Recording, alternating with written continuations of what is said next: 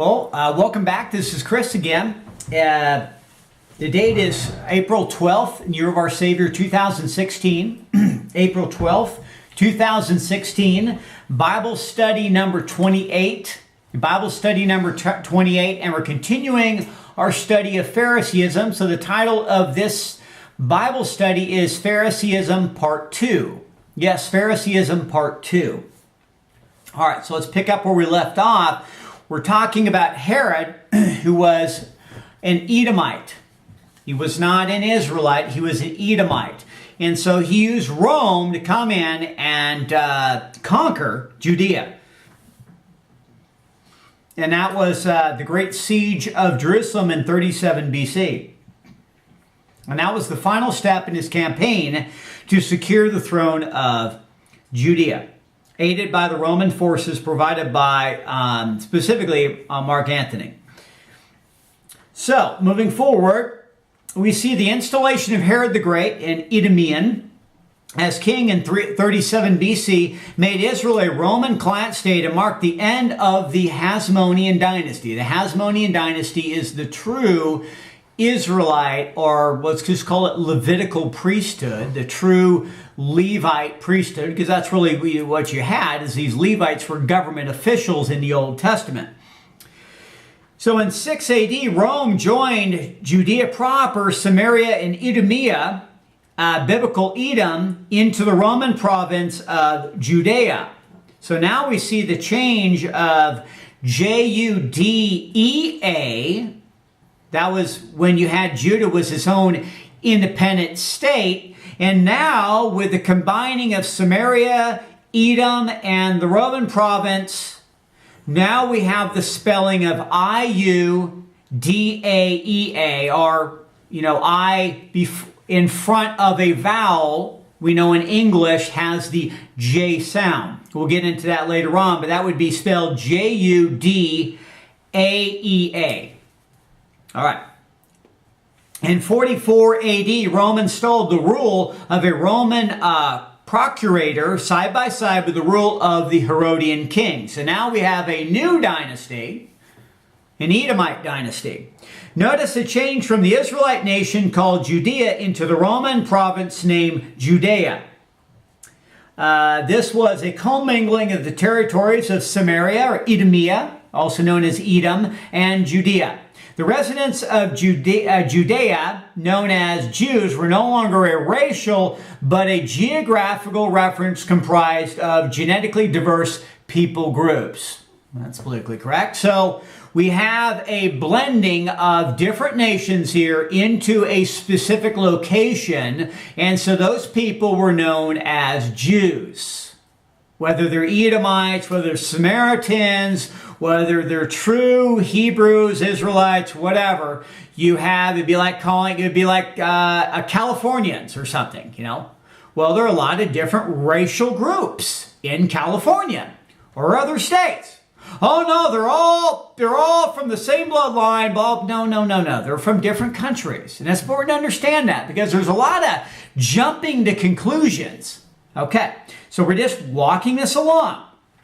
And then if you look at your map, the Judea province in the first century, you see Samaria, you see Galilee at the top, or Phoenicia above that, then you see Samaria, Judea and Idumea, and they're all combined, folks. Remember, there was a demarcation line between Judea and Edom. Now it's all blended together. All right, and it's all under Rome. All right, so the Herodian dynasty was a dynasty. It was a Judean dynasty or Jew dynasty, because remember they're converted of the Edomian or Edom descent. Herodian dynasty began with Herod the Great, who assumed the throne of Judea with Roman support, bringing down the century-long Hasmonean kingdom. His kingdom lasted until 4 BC, when it was divided between his sons as tetrarchy, which lasted for about 10 years. Most of those kingdoms, including Judea proper, were incorporated into Judea province in 6 AD. Though limited, Herodian kingship, or Herod, or Edomite kingship continued in northern Levant until 92 AD, when the last Herodian, or Herod, monarch, Agrippa II, died and Rome assumed full power of his domain. All right, so we see high priests under the Herodians and Romans. We see, you see the last one, the last true Israelite was Aristobulus III, and then he was murdered by Herod, and then you have the beginning of Herod. Now Herod, Philip I, son of Herod, and his fifth wife Cleopatra of Jerusalem was given jurisdiction over the northeast part of his father's kingdom, and he ruled there until death in 34 AD. So we see Herod Antipas, another son of Herod, and Malchus was made ruler of Galilee and Perea. He ruled there until he was exiled in Spain, to Spain by Emperor Caligula in 39 AD. Herod Antipas is probably the person referenced in the Christian New Testament Gospels playing a role in the death of John the Baptist and the trial of Jesus.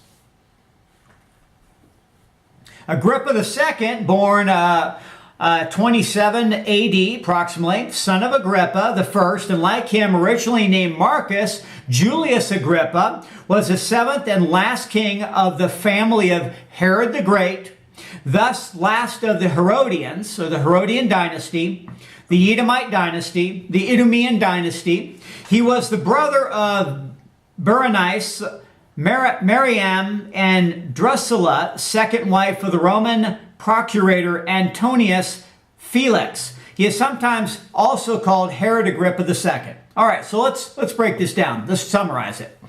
What we are seeing is a corruption of the Sanhedrin by a significant foreign element, Edomites, intruding into the Levitical, or descendants of Levi, priesthood. This priesthood was originally by genetic descent, by race, but this was about to change. The last true Israelite high priest was Aristobulus III, 53 BC to 36 BC. He was the last scion, which means descendant, of the Hasmonean, or Israel, royal house, brother of Herod the Great's wife, Miriam, which was his sister, and paternal grandson of Aristobulus II. He was a favorite of the people on account of his noble descent and handsome presence, and thus became an object of fear to Herod, who at first sought to ignore him entirely by debarring him from the high priesthood. But Aristobulus' mother, Alexandria Maccabeus, 63 BC to 28 BC, through intercession with Cleopatra and Mark Antony, compelled Herod to remove Hananel, an Edomite, from the office of high priest and appoint Aristobulus, which is an Israelite or Hebrew, instead, to restore him back into his position. To secure himself against danger from Aristobulus, Herod instituted a system of espionage against him and his mother. This surveillance proved so onerous or oppressive that they sought to gain their freedom by taking refuge with Cleopatra. Their plans were betrayed, however, and the disclosure had the effect of greatly increasing Herod's suspicions against his brother-in-law. As Herod dared not resort to open violence, he caused Aristobulus III to be drowned while he was bathing in Jericho. This article was taken from the Jewish Encyclopedia in 1903. In a nutshell, the priesthood became genetically and morally corrupted. This was the reason behind Jesus Christ's scathing denunciation of the Pharisees and Sadducees. Revelation 2:9 says, I know the blasphemy of them which say they are Jews, which say they are Judites, which say they are Israelites, which say they are true Hebrews, and are not, but are the synagogue of Satan. Remember, Herod tried to murder Jesus Christ. All right, I know the blasphemy. Now, pay attention to this verse. I know the blasphemy, the irreverence of them that claim to be Judites, real Jews or Israelites or Hebrews, but are really the seed or congregation or people of the serpent. Red dragon, Satan, Lucifer. Remember the dragon, this is a reference to the Edomites. The dragon was waiting to devour the child as soon as the child to rule all nations with a rod of iron was coming forth from the woman. This is a historical perspective that you're probably not going to hear at your Sunday's church. All right, so now we're getting into, we just finished Phariseeism. And now we're going to get into the tradition of the elders. Now, Edom or Edomia means red. Yes, it means red. Quote, the name Edom was given to Esau, the firstborn son of Isaac and twin brother of Jacob, when he sold his birthright to the latter for a meal of lentil pottage. The country which the Lord subsequently gave to Esau was hence called the country of Edom. That's Genesis 32, verse 3. And his descendants were called Edomites. Edom was called Mount Seir. And Idumea also. Idumea, I-D-U-M-E-A. Edom was wholly a mountainous country. Esau's bitter hatred to his brother Jacob for fraudulently obtaining his blessing appears to have been inherited by his latest posterity. The Edomites preemptorily or destructively refused to permit the Israelites to pass through their land. Numbers 20, verse 18 through 21. Continuing the quote, for a period of 400 years, we hear no more of the Edomites. Then they attacked and defeated Saul. 1 Samuel 8, verse 13 through 14. In the reign of Jehoshaphat, 914 BC, the Edomites attempted to invade Israel, but failed. 2 Chronicles 20, verse 22. They joined Nebuchadnezzar when the king besieged Jerusalem. For their cruelty at this time, they were fearfully denounced by the latter prophets. That's Isaiah 34, 5 through 8, Isaiah 63, 1 through 4, and Jeremiah 49, verse 17. After this, they settled in southern Palestine and for more than 4 centuries continued to prosper. But during the warlike rule of the Maccabees, they were again completely subdued, conquered, and even forced to conform to Jewish, which is Judite or Israelite laws and rights, and submit to the government of the Jewish prefects or high magistrates, government officials. The Edomites were now incorporated with the Jewish nation. I'll read that again. The Edomites were now incorporated, blended in, membership into that state with the Jewish nation. They were idolaters. 2 Chronicles 25, verses 14 through 15, and also verse 20. Their habits were singular. Herod, this family, though of Idumean origin, or Edomite origin, and thus alien by race, was Jewish in faith, because he was converted. He was forced converted. That's end quote. That's by Smith's Bible Dictionary, 203 under Edom, pages 155 to 156.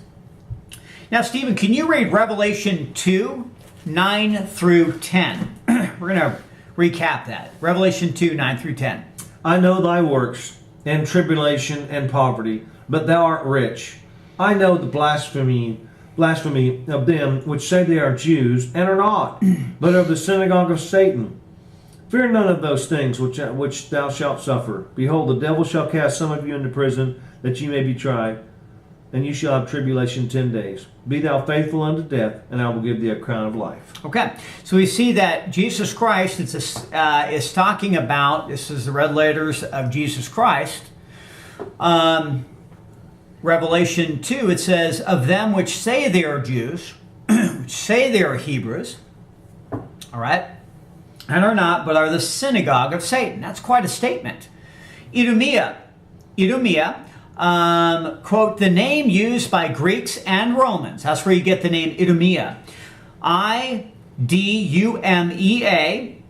The name used by Greeks and Romans in slightly different spelling for the country of Edom, Mark 3:8, and an authorized version only, Isaiah 34, 5 through 6, Ezekiel 35, verse 15, and Ezekiel 36, verse 5.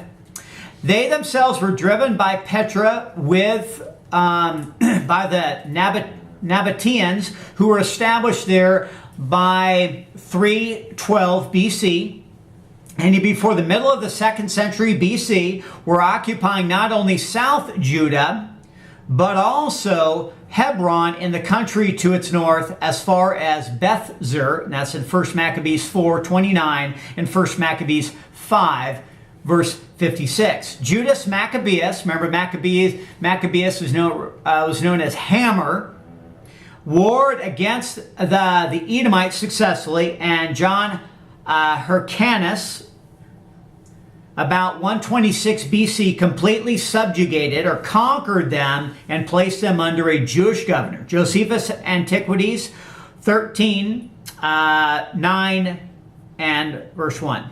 So this is taken from the Westminster Dictionary of the Bible by John D. Davis, 1944, page 263, under Idumea. So Scripture clearly states that these impostors, one that assumes an identity or title not his own for the purpose of deception, are not true Jews, but are from the children of Satan. So remember that Satan always has a counterfeit. And this isn't specifically fully racial, it's just talking about those that follow the path of Satan. Okay?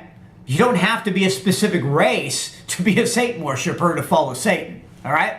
It applies universally to all races. You have that choice. See, God never referred to Israel as the synagogue of Satan, though. Now, it's important to understand. The synagogue of Satan is an occult power elite which, having rejected Jesus Christ as Messiah of Israel, conspired to substitute another Messiah made in the image of their master, Satan, and to establish a world kingdom under Lucifer. This congregation of Satan claims Jewish descent but are imposters. The synagogue of Satan has contempt, disdain for Jesus Christ and his church. It has conspired to eliminate all people, whether Jew or Gentile, who stand in the way of their world kingdom. To this end, they have developed a staggering number of fronts, as well as the capacity to create blinds and diversions, to obscure the fact that there are counterfeit Jews, or there are counterfeit God's chosen people, with an antichrist agenda. Through the centuries, the synagogue of Satan have, by means of false identities, infiltrated Gentile or Christian institutions where they act as agents, provocateurs, or undercover agents who provoke violence and beget scandals which are used to bring reproach upon Jesus Christ and his church. End quote. That's taken from Mystery, Babylon the Great, Catholic or Jewish, by Barbara Aho. All right. So we see that Babylon, understand that following the division of Israel and the Assyrian captivity of the northern tribes, the southern kingdom of Judah adopted the pagan traditions of the heathen nation of ancient Babylon. These traditions, with their associated rituals, which included human sacrifice, provoked God to judge the southern kingdom, of which judgment the prophet Jeremiah forewarned the Jews, or Judites, for a period of 40 years to no avail. The Babylonians destroyed Jerusalem in 3 stages from 605 to 586 BC, in which year the Temple of Solomon was demolished and the remaining Jews were carried into captivity. During the Babylonian captivity, the prophet Ezekiel continued to reprove Judah for its apostasy from the God of Israel and for their love affair with Babylon. Note in the following passage the Jews' admiration for the images of rich, brightly attired Babylonian princes, which invoke visual images of the elegant processions of the princes of the Roman Catholic Church attired in their rich color and colorful vestments. And vestments is referring to clothing. I'm going to have my brother Stephen read Ezekiel 23, verse 14 through 18. Now, vestments, colorful vestments. See, Israel was really impressed by Babylon and their pageantry. Now, vestments is, if you look in your English language, it's referring to the clothing.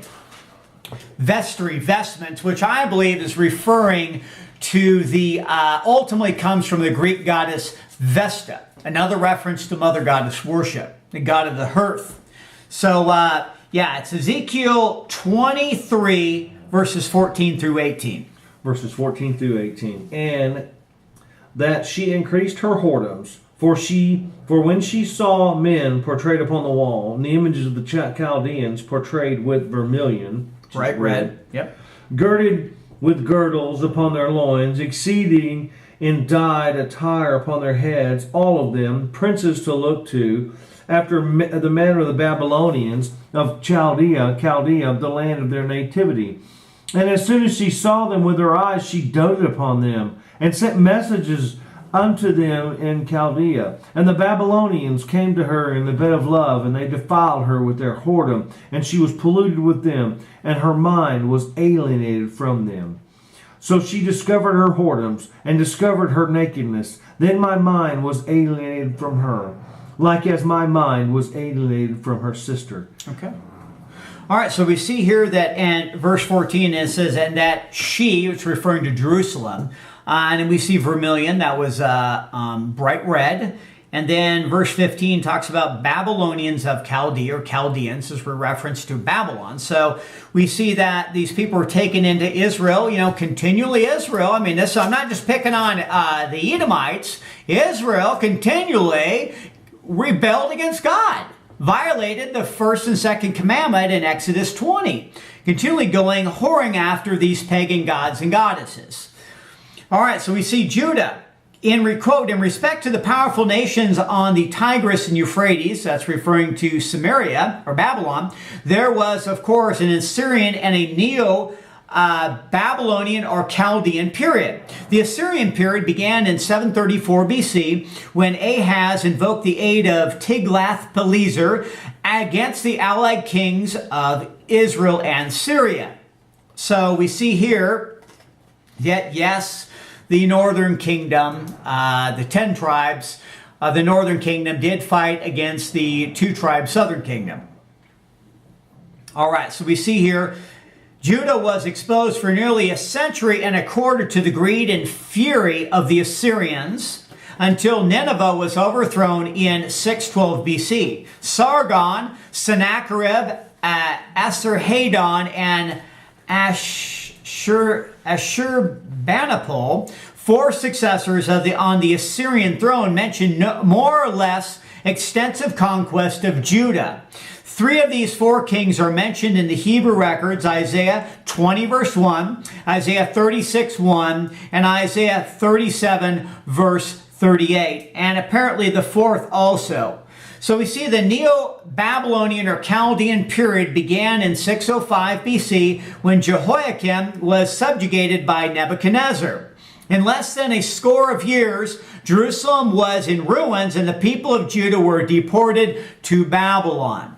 All right, so the divine promise to David did not preclude the temporary loss of the throne by his descendants. See, the causes which led to the fall of Jerusalem and the exile were, number 1, those causes which issued in the disruption of the kingdom and the fall of Samaria, which is northern kingdom, and left Judah solitary.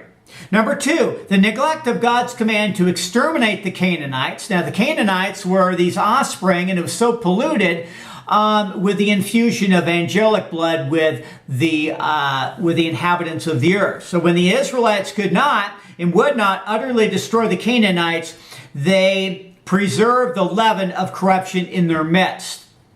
Number 3, social and political alliances with idolatrous peoples. Number 4, the loss of moral strength by apostasy and the loss of enthusiasm for a great cause on earth, the establishment of God's kingdom. Number 5, refusal to repent at the call of the prophets. Number 6, these agencies had wrought ruin to the state and the manhood. And when it was time for Judah to yield, the persistent resistance to the dominant empire made the help of petty alliances was a short-sighted policy and a mistaken estimate of the coming imperial power. Little Judah should not have been submissive to Assyria, but should have yielded to Babylon toward the last. Such was the exhortation of Jeremiah. From the very beginning of their national existence, the Hebrew people needed to husband all their resources, physical and political, moral and spiritual, if their kingdom was to stand amidst the empires of the world. On the return from exile, Zerubbabel, a descendant of David, was a civil ruler, but he was only a local governor under the Persians. He was followed after a time by Nehemiah, also the tribe of Judah, except during the administration of these two men, the governor of the Persian province beyond